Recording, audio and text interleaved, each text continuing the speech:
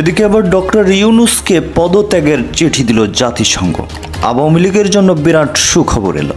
5 November মানবাধিকার লঙ্ঘনের কারণে কঠিন বিপদের সম্মুখীন হতে চলেছে ডক্টর মোহাম্মদ ইউনূস। হাসিনার পক্ষ নিয়ে একই বলল যুক্তরাষ্ট্র থেকে। প্রধান উপদেষ্টা ডক্টর মোহাম্মদ ইউনূসকে চিঠি লিখেছেন জাতিসংঘ মহাসচিব অ্যান্টোনিও গুতেরেস।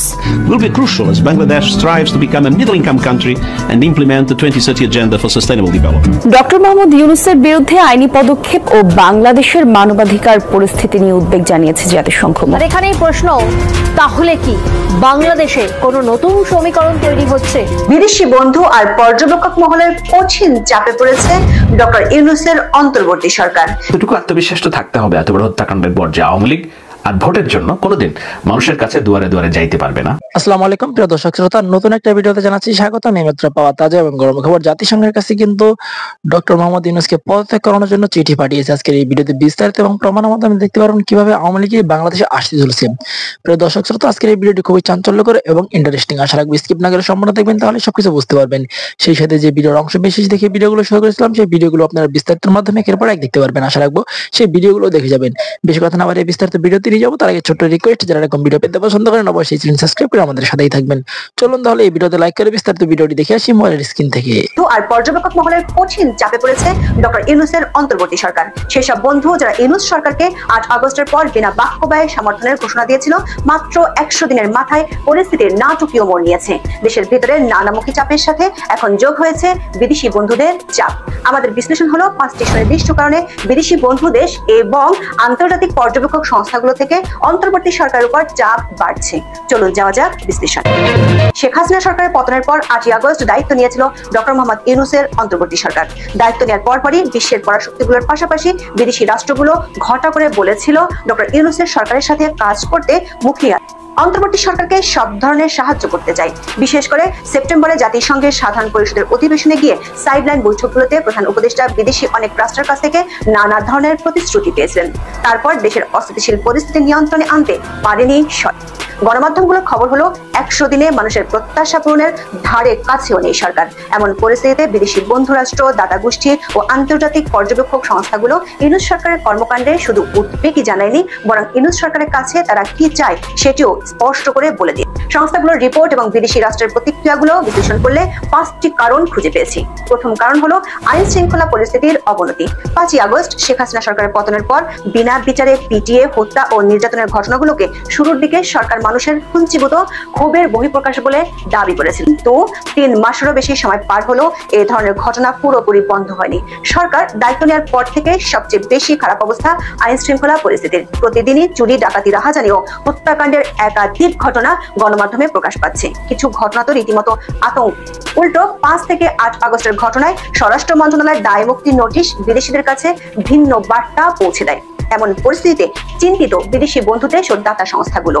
সবচেয়ে বড় বন্ধু রাষ্ট্র যুক্তরাষ্ট্র গত 11 সেপ্টেম্বর বাংলাদেশে যুক্তরাষ্ট্রের নাগরিকদের জন্য ভ্রমণে লেভেল 3 নিষেধাজ্ঞা দেয়। যুক্তরাষ্ট্র ও যুক্তরাজ্য দুই দেশই কোনোভাবে পার্বত্য চট্টগ্রাম এলাকায় না যাওয়ার নিষেধাজ্ঞা দিয়েছে। দাতা সংস্থাগুলো একইভাবে তাদের কর্মীদের সতর্ক করেছে। এমন পরিস্থিতিতে অনেক দাতা সংস্থা তাদের বিভিন্ন প্রজেক্টের কাজ সীমিত করতে বাধ্য হয়েছে। বাইরে আন্তর্জাতিক নিরাপত্তা নিয়ে কাজ করে এমন বেশ কিছু সংস্থা ইতিমধ্যে বাংলাদেশের জঙ্গিদের জেল থেকে পালিয়ে যাওয়া এবং থানা থেকে লুট হওয়া অস্ত্রগুলো উদ্ধার না হওয়ার বিষয়ে আশঙ্কার কথা জানিয়েছে। দ্বিতীয় কারণ হলো সংখ্যালঘুদের উপর নির্যাতন। বাংলাদেশের সংখ্যালঘু সম্প্রদায়, বিশেষ করে হিন্দুদের উপর নির্যাতনের বেশ কিছু অভিযোগ গণমাধ্যমে প্রকাশিত হয়েছিল। তো সরকার থেকে এগুলোকে আওয়ামী লীগের উপর ক্ষোভ বলে মন্তব্য করা হয়েছিল। কিন্তু বিভিন্ন মানবাধিকার সংস্থাগুলোর রিপোর্টে সংখ্যালঘুদের উপর নির্যাতনের চিত্র উঠে এসেছে। তৃতীয় কারণ হচ্ছে সাংবাদিক হয়রানি ও গণমাধ্যমের স্বাধীনতা। ফরমাইশি মামলায় গ্রেফতার, গণহারে রাজনৈতিক প্রতিপক্ষ বিবেচনায় সাংবাদিকদের এক্রিডিটেশন কার্ড বাতিল সহ নানা ঘটনায় আন্তর্জাতিক সংস্থা, বিশেষ করে যারা গণমাধ্যমের স্বাধীনতা নিয়ে কাজ করে, তারা ইউনূস সরকারের কাছে প্রতিবাদ জানিয়েছে। সংখ্যালঘু নির্যাতনের পাশাপাশি গণমাধ্যম, বিশেষ করে সাংবাদিকদের উপর চাপের ঘটনাগুলো আন্তর্জাতিক মানবাধিকার সংস্থাগুলোর পক্ষ থেকে ইউনূস সরকারের উপর চাপ বাড়াচ্ছে। সবশেষ বর্তমান সরকার আমলে বিচার বহির্ভূত হত্যাকাণ্ড নিয়ে বাংলাদেশের মানবাধিকার সংস্থা অধিকারের একটি রিপোর্ট আন্তর্জাতিক সংস্থাগুলোকে ভাবিয়ে তুলেছে। চতুর্থ কারণ হচ্ছে রাজনৈতিক দলকে নিষিদ্ধ করা। আওয়ামী লীগ সহ বেশ কিছু রাজনৈতিক দলকে নিষিদ্ধের রব উঠেছিল বৈষম্য বিরোধী ছাত্র আন্দোলনের নেতাদের কাছ থেকে। শুধু নিষিদ্ধ ঘোষণার দাবি নয়, জাতীয় পার্টির অফিসে আগুনও দেয়। নিউজ অ্যানালাইসিস বাই কাজী রুনা জানতে পেরেছে বিশ্ব পরাশক্তির একটি দেশের কলকাতার কনসুলেট অফিসে বিষয়টি নিয়ে বেশ কয়েকটি দেশের প্রতিনিধিদের বৈঠক হয়। সেই বৈঠকে বিষয়টি নিয়ে গভীর উদ্বেগ জানানো হয়। সেখান থেকে সিদ্ধান্ত হয় বিষয়টি নিয়ে বাড়াবাড়ি না করতে ডক্টর ইউনূস সরকারকে জানিয়ে দেওয়া হবে। তারই প্রেক্ষিতে 17 নভেম্বর যুক্তরাজ্যের ভারত প্রশান্ত মহাসাগর বিষয়ক প্রতিমন্ত্রী ক্যাথরিন ওয়েস্ট প্রধান উপদেষ্টা ডক্টর ইউনূসের সাক্ষাতে যুক্তরাজ্যের মনোভাবের কথা জানিয়ে দিয়েছে। আন্তর্জাতিক ক্রাইসিস গ্রুপ বা আইসিজি আর নিউ এরা in Bangladesh the first 100 days of reform শীর্ষক প্রতিবেদনে বলেছে ডক্টর ইউনূস সরকার উচিত হবে আওয়ামী লীগকে নিষিদ্ধ করার দাবির বিরোধিতা করা। ট্রাম্পের বিজয়ের পর আওয়ামী লীগ সমর্থকদের উপর হামলার ঘটনার তদন্ত ও বিচারের দাবি জানিয়েছে অ্যামনেস্টি ইন্টারন্যাশনাল। সবশেষ কারণ নির্বাচনের সুনির্দিষ্ট দিনক্ষণ ঘোষণা না করা। দায়িত্ব নেওয়ার পর থেকে ডক্টর ইউনূস সরকারের কাছে প্রত্যাশা ছিল কবে একটি অবাধ, সুষ্ঠু ও নিরপেক্ষ নির্বাচন আয়োজন করা হবে সেই দিনক্ষণ ঘোষণা। ডক্টর ইউনূস নিজে এবং তার দায়িত্বপ্রাপ্ত উপদেষ্টা এর ভার প্রথম দিকে ছাত্রদের উপর, পরে দেশের জনগণের উপর ছেড়ে দেন। পরবর্তীতে সংস্কার কাজ শেষ হলে নির্বাচন হবে বলে জানান। দেশের বাইরে ও ভিতরে বিষয়টি নিয়ে অস্পষ্টতা দেখা দেয়। মানুষের সবচেয়ে আকাঙ্ক্ষার বিষয়টি নিয়ে ইউনূস সরকার এমন অস্পষ্টতায় এবার সরাসরি কামান দাগলেন ব্রিটিশ পররাষ্ট্র প্রতিমন্ত্রী। তিনি বলেছেন ডক্টর ইউনূস সরকার স্পষ্ট রোডম্যাপের অপেক্ষায় আছে। আইসিজি তাদের রিপোর্টে বলেছে অন্তর্বর্তী সরকার যদি 18 মাসের মধ্যে নির্বাচন করতে না পারে তাহলে সামরিক হস্তক্ষেপ নেমে আসবে। বন্ধু ও দাতা সংস্থা এবং পর্যবেক্ষকদের এমন ইউটার্ন নেওয়ার পেছনে অনুঘটক হিসেবে কাজ করেছে দুটি বিষয়। এক, ট্রাম্পের নির্বাচনের জয়লাভ। দুই, ভারতের সঙ্গে সরকারের দূরত্ব। ট্রাম্প ও তার দলের প্রতিপক্ষ ডেমোক্রেটের সাথে ডক্টর ইউনূসের ভালো সম্পর্ক। সেদিক থেকে 2016 সালের নির্বাচন থেকে ট্রাম্পের সাথে ডক্টর ইউনূসের একটি দূরত্ব আছে। হিন্দুদের উপর নির্যাতন নিয়ে ইতিমধ্যে মার্কিন নবনির্বাচিত প্রেসিডেন্ট ডোনাল্ড এবং তার সম্ভাব্য গোয়েন্দা প্রধান তুলসী গ্যাবার্ড উদ্বেগ জানান। ডোনাল্ড ট্রাম্প নির্বাচনে জেতার পর ইতিমধ্যে মার্কিন ভারতীয়রা বাংলাদেশের সংখ্যালঘু নির্যাতন নিয়ে ব্যবস্থা গ্রহণ করার জন্য দাবি জানিয়েছে। অন্যদিকে তুলসী গ্যাবার্ড সারা বিশ্বে হিন্দুদের অধিকার রক্ষায় বেশ সোচ্চার বলে কথিত আছে। দ্য ইকোনমিস্টের সবশেষ প্রতিবেদনে বলা হয়েছে ডক্টর ইউনূস নিজের এবং তার উপদেষ্টা পরিষদের অনেকেই প্রকাশ্যে ভারত বিরোধী মন্তব্য করেছে। হিন্দুদের ইস্যুটি ছাড়াও পাকিস্তান এবং চীনের সাথে নতুন করে অতিরিক্ত ঋদ্ধতাপূর্ণ সম্পর্ক ভারতকে ভাবিয়ে তুলেছে। ইকোনমিস্টের রিপোর্টটিতে বলা হয়েছে মোদি আর ট্রাম্পের সুসম্পর্ক বাংলাদেশ সরকারকে ভোগা। একটি বিষয় পরিষ্কার, পরিস্থিতি জটিল হয়ে যাচ্ছে ডক্টর ইউনূসের সরকারের জন্য। খুব শিগগিরই নির্বাচনের দিনক্ষণ ঘোষণা না করলে আন্তর্জাতিকভাবে অনেক বড় বড় বাধার মুখে পড়তে হতে পারে এই সরকারের। এটা সে যদি না বুঝতে পারে তাহলে দায়িত্ব নেওয়া দরকার নাই। অন্তর্বর্তীকালীন সরকার কেন স্বীকার করতেছেন আমরা ব্যর্থ? তারা নিজেদের ব্যর্থতার পরিচয় কেন দিচ্ছে না? এই সরকার পারতেছে না, এইভাবে আমাদের সবকিছু উল্টো করে দিচ্ছেন। উপদেষ্টা পদত্যাগ দাবি, কারণ হচ্ছে ওনার প্রতি আমাদের সবার আশা ছিল যে উনি সুদূর আমেরিকা থেকে আমাদের ইউনূস চাচার জন্য, স্বর্ণ বিজয়ী সুদখোরের জন্য একেবারে বাম্বু পার্সেল এসছে। না জামাত ভাইরা প্লিজ রাগ করবেন না, আপনারা এই চ্যানেলে আছেন আমি জানি। আচ্ছা সর্বপ্রথম একটু বাঁশের একটু প্রমাণটা দেখিয়ে দিই, নইলে ভুয়া কথা লাগবে, আবার বলবে হই এটা আবার হতে পারে নাকি। লীগের দেখো কি কথাবার্তা বলছে চামচারা। আচ্ছা এবার একটু প্রমাণটা প্রথমে দেখিয়ে দিই। এটা প্রথম আলোর ওয়েবসাইট, আজকে 19শে নভেম্বর, এই যে সেই ডেটটা 19শে নভেম্বরের ডেট, এই 3 ঘন্টা আগে খবরটা ছেপেছে। সুদূর আমেরিকা থেকে ট্রাম্প সাহেব বাম্বু পাঠাইছে। কি বাম্বু? চলেন একটু একটু করে পড়ি আর একটু একটু করে আপনাদের দিকে ছুটিয়ে দিই। তাই অনুগ্রহ করে এতদিন এই চ্যানেলে আছেন, একটা দায়িত্ব হিসাবে আপনাদের কাছে বিনীত অনুরোধ রাখতে চাই, দয়া করে এই ভিডিওটি জামাত ভাইয়েরা, শিবির ভাইয়েরা দেখবেন না, কারণ আপনাগো বুকে একেবারে জ্বালা ধরি যাবে যে আমেরিকা কীরকম করে পাল্টি মারছে। বিগতকাল 4টে খবর শুনিয়েছি যে আমেরিকা ফাট ফাট ফাট করে কীভাবে পাল্টি মারলো।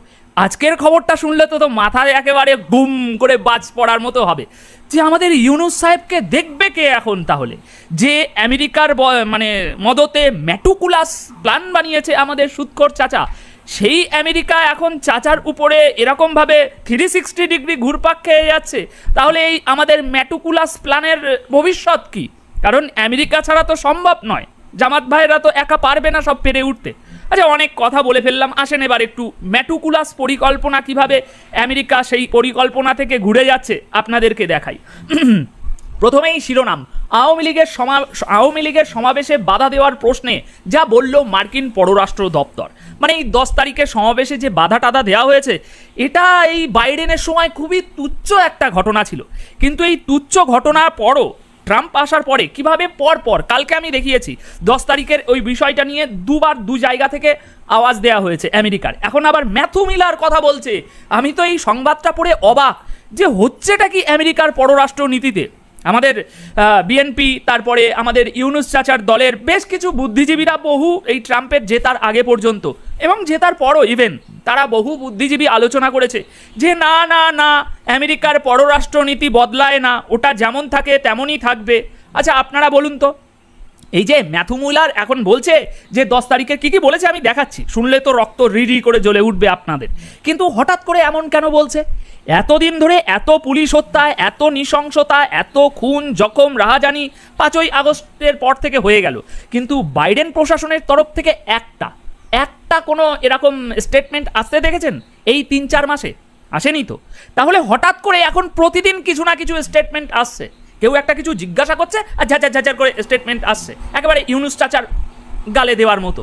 কেন আসছে? নিশ্চয়ই চেঞ্জেস হয়েছে। তাহলে আপনাদের বুদ্ধিতে একটু জং লেগেছে, বোঝাই যাচ্ছে। আসুন এই সংবাদটা একটু আপনাদের পড়ে শোনাই। আওয়ামী লীগের সমাবেশে বাধা দেওয়ার প্রশ্নে যা বলল মার্কিন পররাষ্ট্র দপ্তর, 19 তারিখের খবর, আজ সন্ধ্যের খবর। আচ্ছা কি বলেছে? বাংলাদেশ সহ বিশ্বের সব দেশে শান্তিপূর্ণ সভা সমাবেশের অধিকার যুক্তরাষ্ট্র সমর্থন করে বলে জানিয়েছেন মার্কিন পররাষ্ট্র দপ্তরের মুখপাত্র ম্যাথু মিলার। সেই সঙ্গে কোনো বিক্ষোভই সহিংস পন্থায় দমন করা উচিত নয় বলেও মন্তব্য করেছেন তিনি। গতকাল সোমবার মার্কিন পররাষ্ট্র দপ্তরের নিয়মিত ব্রিফিংয়ে বাংলাদেশ প্রসঙ্গে করা একটি প্রশ্নের জবাবে ম্যাথু মিলার এ কথা বলেছেন। আচ্ছা বুদ্ধিজীবী মহল এবার বলুন, আজ পর্যন্ত সেই শেখ হাসিনা দেশ ছাড়ার পর থেকে ম্যাথু মিলারের তরফ থেকে মুখ থেকে এরকম কোনো আপনাদেরকে আঘাত দেওয়ার মতো এরকম কোনো স্টেটমেন্ট শুনতে দেখেছেন? হঠাৎ করে কি হলো এমন যে ম্যাথু মিলার বলছে এই শান্তিপূর্ণ সভা সমাবেশের অধিকার যুক্তরাষ্ট্র সমর্থন করে এবং সেই সঙ্গে কোনো বিক্ষোভী সহিংস পন্থায় দমন করা উচিত নয় বলেও মন্তব্য করলেন।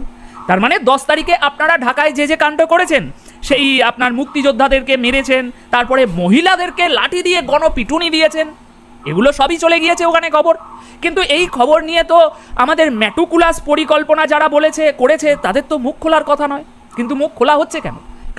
কারণ আমাদের সুদখোরের নেতা বাইডেন সে তো আর ক্ষমতায় নেই, এখন তো ট্রাম্প ক্ষমতায় এসেছে, তাই পররাষ্ট্রনীতি শিফট হচ্ছে, এটা অ্যাকসেপ্ট করে নিন, আর শাক দিয়ে মাছ ঢাকার চেষ্টা করবেন না, খেলা এখন শুরু হয়েছে। আচ্ছা পরবর্তী রিপোর্টের দিকে আসি।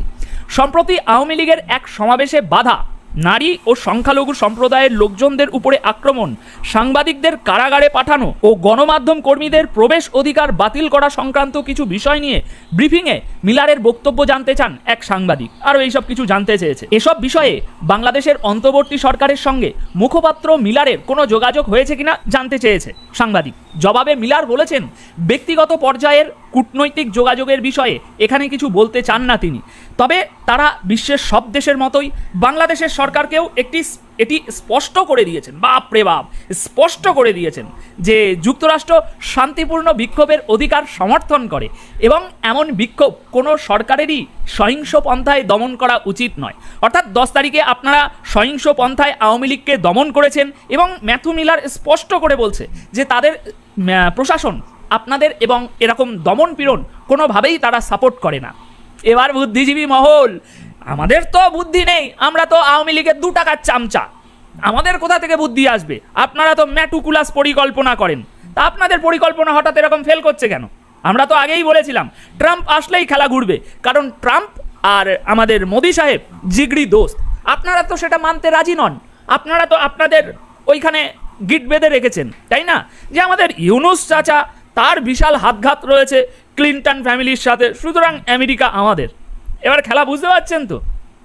এই সময় মুখপাত্র মিলার বলেন, আমি এই বিষয়টি নিয়ে আলোচনা করব এবং এ নিয়ে কিছু বলার আছে কিনা দেখব।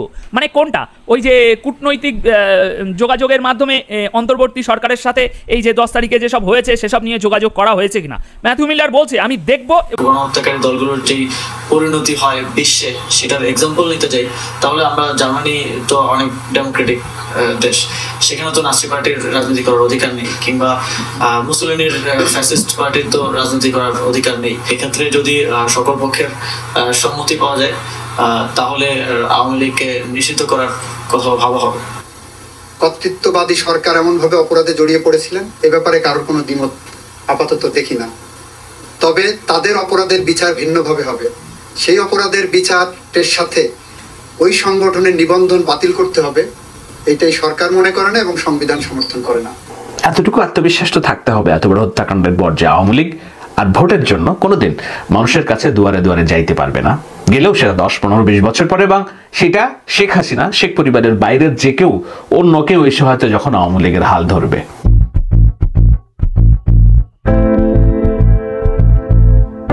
বাংলাদেশের জুলাই আগস্ট অভ্যুত্থানে এত বড় হত্যাকাণ্ড, নারকীয় হত্যাযজ্ঞ যেটাকে আমরা বলি, গণহত্যার মতো গণহত্যা ঘটানোর পরেও দল হিসেবে কিভাবে আওয়ামী লীগ রাজনীতিতে টিকে থাকে? তারা কেন নির্বাচনে অংশ নেবে? তাদেরকে কেন আইন করে নিষিদ্ধ করা হবে না?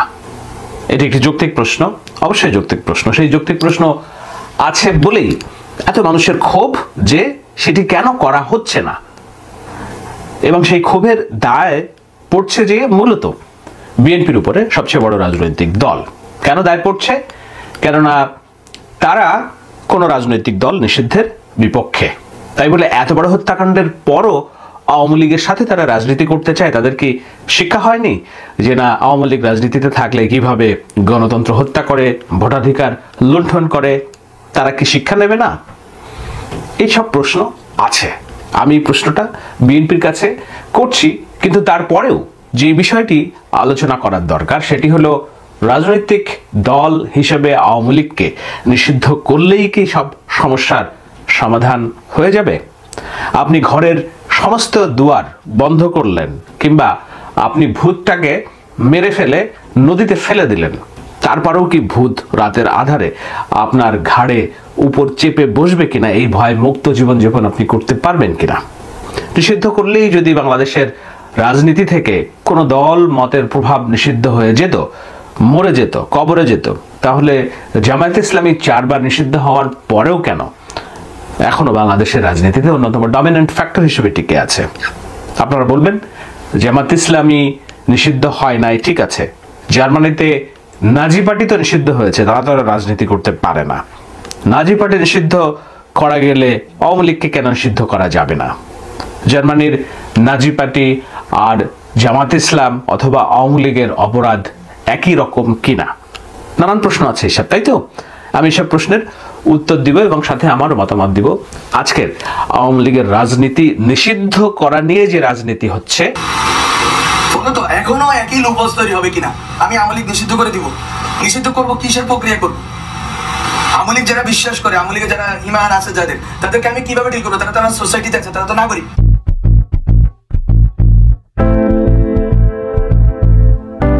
সরকারের অন্যতম প্রভাবশালী উপদেষ্টা মাহফুজ আলম ছাত্র সমন্বয়কদের প্রতিনিধি এবং অনেকখানি নেতাও, তার অনেক কর্মকাণ্ড নিয়ে এরই মধ্যে বিতর্ক শুরু হয়েছে, নানা রকম মানুষ আলোচনা করছে। কিন্তু মোটা দাগে ছাত্র শক্তি, ঢাকা বিশ্ববিদ্যালয়ের যে ছাত্র শক্তি নামক রাজনৈতিক প্ল্যাটফর্মটির প্রতিনিধিত্ব তারা করছেন বর্তমান সরকারে, এটাকে বলে রাখা ভালো। সমস্ত ছাত্রদের প্রতিনিধি হিসেবে তারা নেই, এটি নিশ্চয়ই আপনারা এর মধ্যে জেনে গেছেন, আমিও ভবিষ্যতে আলোচনা করব। তারা মূলত প্রতিনিধিত্ব করছে ঢাকা বিশ্ববিদ্যালয়ের বৈষম্য বিরোধী ছাত্র আন্দোলন, যেই ব্যানারটি তৈরি হয় যেই রাজনৈতিক সংগঠনের প্রেক্ষাপটে, সেটা হলো ছাত্র শক্তি।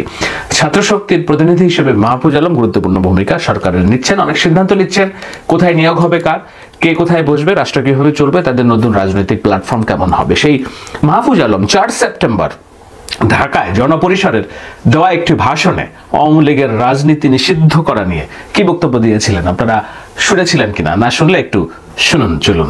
আপনি 71-এর পর দেশটাকে রিকনসাইল করতে পারেন নাই দেখে সেই যে পাক আছে, লুপ হোলস গুলো আছে, ওইটা বেয়ে বেয়ে বেশিরভাগ দাঁড়ায় গেছে। আপনি জামাত প্রশ্নটা আপনারা টিকে রাখছেন। তো এখনো একই লুপ হোলস তৈরি হবে কিনা? আমি আওয়ামী লীগ নিষিদ্ধ করে দিব। নিষিদ্ধ করব, কিসের প্রক্রিয়া করব? আওয়ামী লীগ যারা বিশ্বাস করে, আওয়ামী লীগের যারা ইমান আছে যাদের, তাদেরকে আমি কিভাবে ডিল করবো? তারা তো আমার সোসাইটিতে আছে, তারা তো নাগরিক। আমি বলতেছি যে এখানে আওয়ামী লীগের যে লোকগুলো আছে তাকে আপনি কিভাবে রিকনসাইল করবেন? আপনি কি আরেকটা সুযোগ দিবেন ভারত বা অন্য রাষ্ট্রগুলোকে যে এই দেশটাকে বিভাজন করে আরেকটা কোনো জাগরণ মঞ্চ হবে, আরেকটা এই সেই হবে, এবং এর ভিতর দিয়ে আবার দেশটাকে বিভাজন করা হবে এবং বেশিরভাগকে টিকে রাখা হবে? এটা বিএনপির বেশিরভাগ হইলে তো এটা বিরোধিতা আবার করতে হবে। তো মাহফুজের এই বক্তব্য ধরে নিশ্চয়ই আপনাদের বুঝতে বাকি থাকার কথা না যে গণ অভ্যুত্থানের একেবারে 1 মাসের মধ্যে যখন রক্তের দাগ তরতাজা ছিল, এখন তো 100 দিন পার হয়েছে, এখনো রক্তের দাগ তরতাজা, কিন্তু সেটা সময় আরো বেশি, নাকে আমরা গন্ধ পাচ্ছিলাম। সেই সময় তার বোধোদয় হচ্ছে রিকনসিলিয়েশন নিয়ে এবং আওয়ামী লীগের রাজনীতির প্রতি যাদের ঈমান আছে তাদেরকে আপনি কিভাবে দেশের মধ্যে তাদেরকে বিতাড়িত করে আপনি একটা রাষ্ট্র গঠন করবেন। মাথার উপরে রাষ্ট্র, রাষ্ট্র হলো নগরের বাসিন্দাদের নিয়ে গঠিত একটি টেরিটরি। তো নগর মানে দেশ, তো দেশের যে বাসিন্দা, যে নাগরিক, তার যে ঈমান বিশ্বাস, আপনি এটাকে মেরে ফেলবেন কিভাবে? আপনি নিষিদ্ধ করলে যদি তার ঈমান মরে যেত তাহলে তো জামাত ইসলামের সমর্থকদেরও ঈমান, জামাতের প্রতি ঈমান মরে যেত। গিয়েছিল কিনা? যায়নি। তার এই বক্তব্যটাই হয়তো যথেষ্ট নয়। বর্তমানে মানুষের যে পঞ্জীবিত ক্ষোভ আওয়ামী লীগকে নিষিদ্ধ করতে হবে, আওয়ামী লীগকে কেন নির্বাচনে চায় বিএনপি, আওয়ামী লীগের সাথে নির্বাচন করে কেন তারা জয়ী হতে চায়, এই ঝুঁকি কেন তারা নিতে চায়? কেননা আওয়ামী লীগ তো একটা রাক্ষস, শেখ হাসিনা তো একটা রাক্ষস। আবার সুযোগ পেলেই ছাত্র জনতার ঘাড়ের কামড় দিয়ে বসবে, রক্ত চুষবে, ফাঁসি দিবে। এটাই তো আমাদের সবচেয়ে বড় ভয়। আদৌ কি আওয়ামী লীগ ক্ষমতায় আসার মতো তাদের ক্ষমতা আছে? আপনাদের কি মনে হয় বাংলাদেশে নির্বাচন হলে আওয়ামী লীগের কর্মী সমর্থকরা রাস্তায় যে মানুষের কাছে ভোট চাওয়ার মতো নৈতিক সামর্থ্য তাদের আছে, তাদের সেই দাপট আছে? প্রশ্নটা রাখছি, শেষে আলোচনা করব বলে। তবে তার আগ দিয়ে আরো দুটি বিষয় আমি আলোচনা করতে চাই।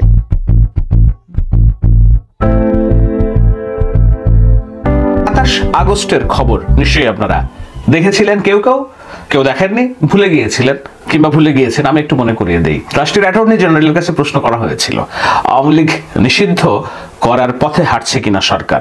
তারিখটা খেয়াল করবেন, 27 আগস্ট, অর্থাৎ 5 আগস্ট যদি আমাদের বিজয় হয় তার 22 দিন পরে 27 আগস্ট অ্যাটর্নি জেনারেল বলছেন যে কোনো দল নিষিদ্ধ করার মতো যে ঘটনা, দল নিষিদ্ধ করার নীতি, নৈতিকতা কিংবা বার্তা কোনো স্বাধীনতার ঘোষণাতে নেই। 24-এর স্বাধীনতা এটা অ্যাফোর্ড করে না, আর 71-এর স্বাধীনতা তো করেই না। তো এরপরে আওয়ামী লীগ নিষিদ্ধ করার জন্য নানা রকম তোড়জোড় যে হয়নি তা না, হয়েছে, আপনারা সে ভুলে গিয়েছেন। ছাত্র সমন্বয়কদের দুজন প্রভাবশালী নেতা হাসনাত আব্দুল্লাহ এবং সার্জিস, তারা হাইকোর্টে একটা রিট করেছিলেন যে আওয়ামী লীগের রাজনীতি কেন নিষিদ্ধ করা হবে না। কবে রিট করেছিলেন? অক্টোবর মাসে। আমি যখন এই আলোচনা করছি ঠিক তার 1 মাস আগে। রিট করার একদিনের মাথায় তারা সেই রিটটা প্রত্যাহার করে নেয়। কেন নিয়েছিল রিট প্রত্যাহার করে হাসনাত সার্জিস? বিষয়টা কি একটা আত্মঘাতী সিদ্ধান্ত হয় নাই তখন তাদের, নাকি এটা আসলে সম্ভবই না? বর্তমান রাজনৈতিক ব্যবস্থায় যে কোনো রাজনৈতিক দল জোটকে নিষিদ্ধ করা এটা সমর্থন করে না কোনোভাবেই। এই সংবাদটা আপনারা পড়েছেন নিশ্চয়ই। তো আমি 3টা উদাহরণ দিলাম। একটা হলো সেপ্টেম্বর মাসের মাহফুজের দেওয়া বক্তব্য, আরেকটা হলো 27 আগস্ট অ্যাটর্নি জেনারেলের দেওয়া বক্তব্য, একটা হলো অক্টোবর মাসে হাসনাত এবং সার্জিস আওয়ামী লীগকে রাজনীতি নিষিদ্ধ করার পথে হেঁটেও সেটা প্রত্যাহার করেছিলেন। এই যখন অবস্থান, আজকে 2 দিন আগে যখন হিন্দু পত্রিকায় দেওয়া প্রধান উপদেষ্টার সাক্ষাৎকার প্রচারিত হলো এবং সেখানে মির্জা ফখরুল, সেখানে প্রধান উপদেষ্টা বললেন, কি করলেন, যে বিএনপি তাদের সিদ্ধান্ত দিয়ে দিয়েছে, তারা সব রাজনৈতিক দলকে নির্বাচনে দেখতে চায়। তো এখন প্রশ্ন হলো, এই আওয়ামী লীগকে নির্বাচনে রাখা, তাদের ব্যালটে আওয়ামী লীগকে রাখার যে সমস্ত দায়, সেটি দল হিসেবে বিএনপির, না এখানে সরকারেরও দায় আছে, ছাত্র সমন্বয়কদেরও কোথাও না কোথাও জটিলতা আছে, কিংবা তাদের যে দেশ গঠন, রাজনৈতিক ভাবে দেশকে এগিয়ে নিয়ে যাওয়া, স্টেট হিসেবে দেশের স্থিতিশীলতার ভাবনার কোথাও না কোথাও আওয়ামী লীগের রাজনীতিকে টিকিয়ে রাখার জন্য তাদের মনোবাসনা আছে। প্রশ্নগুলো আসা স্বাভাবিক। সেই প্রশ্নটাই আমি এই আলোচনায় তুলে এখন আমি সারমর্মের দিকে যাব এবং শুরুতে যেসব প্রশ্ন আলোচনা করেছিলাম ব্যাখ্যা দিব। যে নাৎজি পার্টি নিষিদ্ধ হলে জামায়াত ইসলামী কেন নিষিদ্ধ হবে না? দুঃখিত, আওয়ামী লীগ কেন নিষিদ্ধ হবে না? জামাতের কথাও আসতে পারে, কেননা আওয়ামী লীগ যখন ক্ষমতায় ছিল জামাত নিষিদ্ধের জন্য বরাবরই তারা যুক্তি দিয়েছিল যে জার্মানিতে নাৎজি পার্টি হিটলারের যদি নিষিদ্ধ হয়ে থাকে তাহলে জামাত কেন নিষিদ্ধ হতে পারবে না? আজকে নিয়তির কি নির্মম পরিহাস। 3 মাস আগে জামাত ইসলামকে নিষিদ্ধ করেছিল আওয়ামী লীগ ক্ষমতা থেকে পলায়নের পর। এখন জামাত ইসলামের কর্মী সমর্থকদের একটা বড় অংশ এবং ছাত্রদের একটা বড় অংশ আওয়ামী লীগের রাজনীতি নিষিদ্ধ করার দাবিতে সোচ্চার। শুধুমাত্র বিএনপি সাইড লাইনে বসে তারা বলছে তার গণতান্ত্রিক দল, তারা কোনো রাজনৈতিক দলের নিষিদ্ধ হওয়া চায় না, কিন্তু যাদের হাতে রক্তের দাগ, যে গণহত্যার আসামি, তার কঠিন শাস্তি চায়। বিষয়টা খুব সহজ করে দেখলে সহজ। আমি ওই প্রশ্নের উত্তর দিই যে জার্মানিতে নাৎসি পার্টি নিষিদ্ধ করা হয়েছিল, কোনো জার্মানির সরকার সেটি করেনি। আমি ইতিহাস যতটুকু জানি, ঘাটাঘাটি যাই করছি, এটি হলো জাতিসংঘ এবং কখনকার যে গ্লোবাল অ্যালায়েন্স অর্থাৎ জার্মানির যে সর্বগ্রাসী একটা যুদ্ধংদেহী একটা মনোভাব ছিল যে সমস্ত রাষ্ট্র দখল করে ফেলবে। কার নেতৃত্বে? হিটলারের নেতৃত্বে। যে হিটলারের পার্টি, নাজি পার্টি, অসংখ্য ইহুদিদেরকে গ্যাস চেম্বারের মধ্যে ঢুকিয়ে গণহত্যার যে অভিযোগ, সে অভিযোগে নিষিদ্ধ করা হয়েছিল।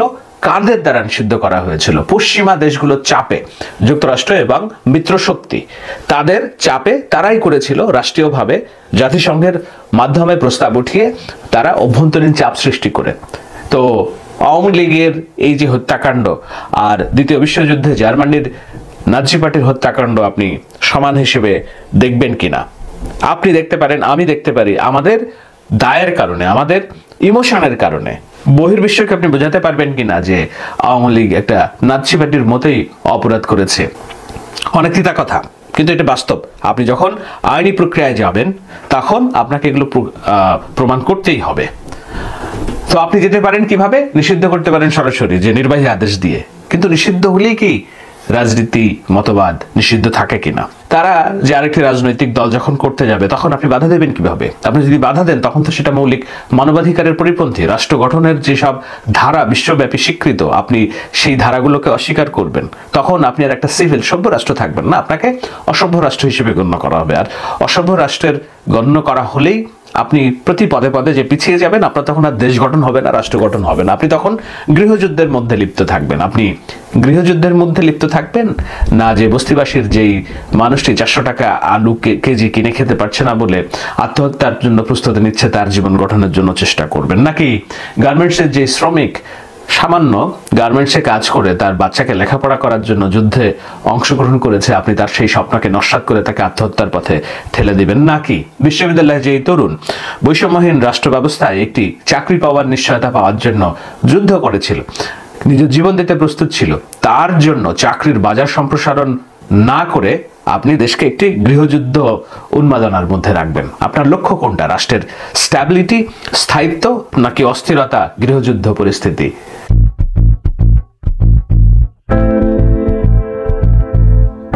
আপনাকে কোথাও না কোথাও এসে আপনাকে এই পথগুলো খুঁজতে হবে, একসাথে থাকার পথ খুঁজতে হবে, সভ্য রাষ্ট্র ব্যবস্থা গঠন করতে হবে। সেই সভ্য রাষ্ট্র ব্যবস্থা গঠন করার পূর্ব শর্ত হচ্ছে গণতন্ত্র, নির্বাচন। সেই নির্বাচনে আপনি যদি কোনো দলকে বাইরে রাখেন নির্বাচনের, তাহলে ওই নির্বাচন অবৈধ, অগ্রহণযোগ্য বিশ্ববাসীর কাছে, সাধারণ মানুষের কাছে তো অবশ্যই।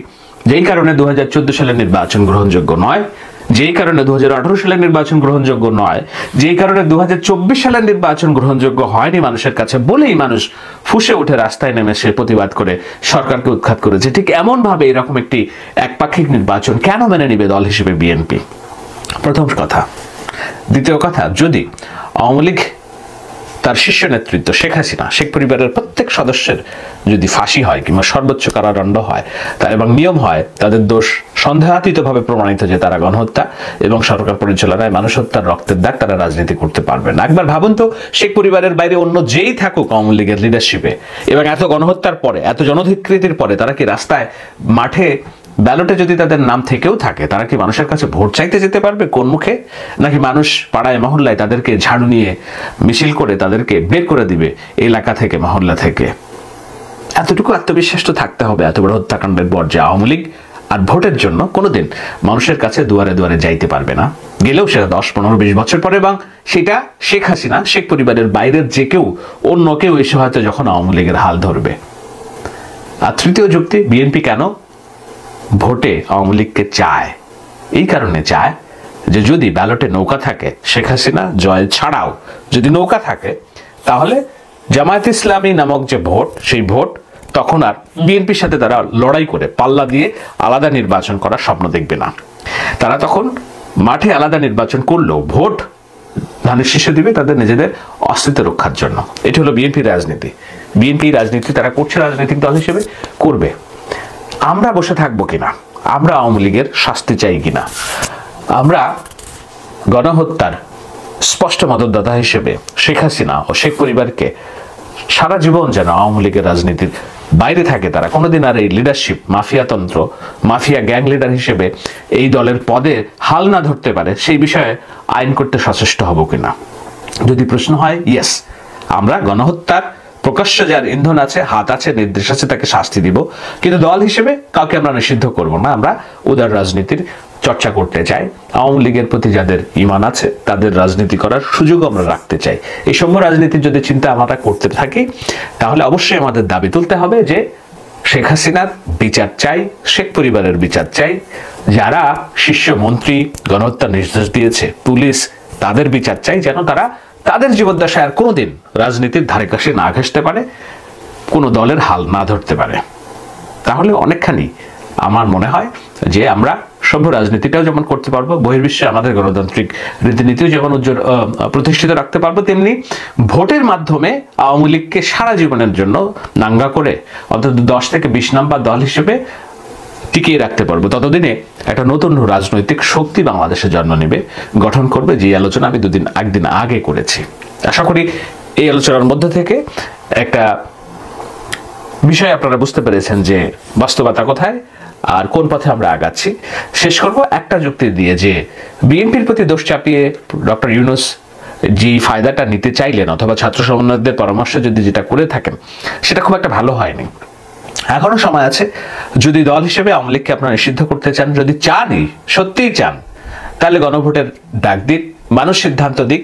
মানুষ সিদ্ধান্ত দিয়ে যদি গণভোট করে আওয়ামী লীগ নিষিদ্ধ হয়ে যায়, এর চেয়ে বড় ভালো সিদ্ধান্ত আর হতে পারে না। তখন কেউ আর এর দায় নেবে না যে না, আওয়ামী লীগকে ষড়যন্ত্র করে নিষিদ্ধ করা হয়েছে। বহির্বিশ্বকে প্রশ্নের উত্তর দেওয়া লাগবে না যে না, একটা ইচ্ছাকৃতভাবে নিষিদ্ধ করা হয়েছে। ইটস পিপলস ম্যান্ডেট, মানুষ এটাই চায়। যাবে কিনা সরকার সেদিকে। প্রিয় দেশবাসী, শুরু থেকে শেষ পর্যন্ত যারা এই ভিডিওটি দেখেছেন সকলকে জানাই অসংখ্য অসংখ্য ধন্যবাদ। যারা এরকম নিউজ ভিডিও পেতে পছন্দ করেন তারা অবশ্যই এই চ্যানেলটি সাবস্ক্রাইব করে পাশে থাকা বেল আইকনটি বাজিয়ে দিবেন। যারা এখনো এই ভিডিওটি শেয়ার করেননি, এই ভিডিওটি দ্রুত শেয়ার করে সকলকে দেখার সুযোগ করে দিন। আজকের মতন এই পর্যন্ত, দেখা হচ্ছে পরবর্তী কোনো ভিডিও নিয়ে ইনশাল্লাহ।